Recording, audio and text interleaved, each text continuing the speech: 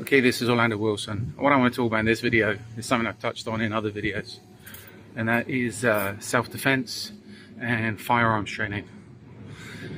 Now, I'm asked quite regularly by people, is it worthwhile doing firearms training, firearms courses? The initial answer to that is it depends where you are, and it depends if you're actually be working with firearms. In a lot of places, especially in Europe, the close protection business is an unarmed business because it's very difficult to get hold of firearms. If you're in the United States, then it's a different ball game. Everybody expects people to be armed, so you need to learn how to use firearms. So this is where you need to, if you're looking to spend money on training and get relevant training, you need to assess where you are and are you actually going to be using firearms. It makes sense to me for anybody, and this even applies to NGO staff, etc., etc.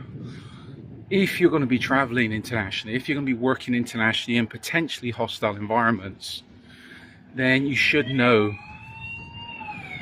at least the basics on how to use, not use so much as how to make a firearm safe, how to unload it, etc., in case you come across them. And I had this conversation a few times with NGO staff, especially in the medical world, where they're like, oh, we don't want to touch firearms. Okay, let's say you're doing your medical thing and a casualty turns up that's got a firearm on them. Are you going to be able to make that weapon safe? Or are you going to pick it up and you never touched the firearm before, pick it up, pull the trigger and end up shooting somebody else? So this is where, to me, it makes sense for anybody that's working internationally, traveling internationally, and could be going to potentially hostile environments to know how to at least pick up a weapon safely, unload it safely, or if nothing else, pick it up, put it somewhere safe until somebody turns up that knows how to handle them properly. Self-defense skills to me is essential, and by self-defense skills I don't mean grappling with people. There's how many videos recently popped up on social media where protection guys have been grappling with assailants or people that's tried to approach their clients, etc. A lot of people forget, and a lot of CP guys forget, we're not cops. Which I mean, I don't like police, but that's another story. We're not cops. You're not there to arrest people. You're there to protect your client. So if you have to deal with an incident, you don't want to be grappling somebody to the ground and holding them on the ground while you're holding somebody who's looking after your client. Even if there's multiple CP guys, if you're working in a pair, one of the guys or girls is dealing with a threat, grappling with them on the ground, then that's 50% of your 50% of your team gone. If you're learning self-defense skills, to me it needs to be more of the stand-up skills where if you have an incident, you end it as quickly as possible, leg sweep, punch to the jaw, depending where you are, depending on use of force you can use, and you always must understand the laws on use of force, you end the situation as quickly as possible. To me, for close protection, the unarmed technique I've used the most has been the leg sweep. And that's easy. You can set somebody up, they're causing you a problem, take the leg out, put them on the floor, and just get the hell out of the area. If you're working in a team, one person deals with a threat as the other person's getting the client out of the way. No need for sexy techniques, no need for grappling, etc. By the time the person gets up, client should be gone, and you should be ready to counter him with something heavier if necessary. But again, the close protection is not about fighting. Fighting is a last resort. It's about avoiding the problem.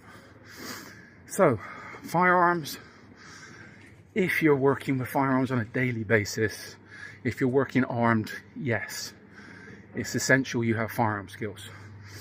If you're not, if someone like Europe where you're not working with firearms every day, it makes sense to know how to load, unload, use them safely.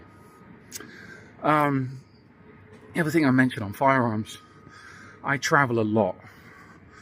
and everything I do is unarmed. Why? Because traveling with firearms is virtually impossible.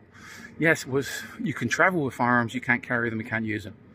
In most places, it's a pain for most citizens of countries to own firearms, let alone carry them. In US, I've flown with firearms, traveled with firearms, but US is different than a lot of other places.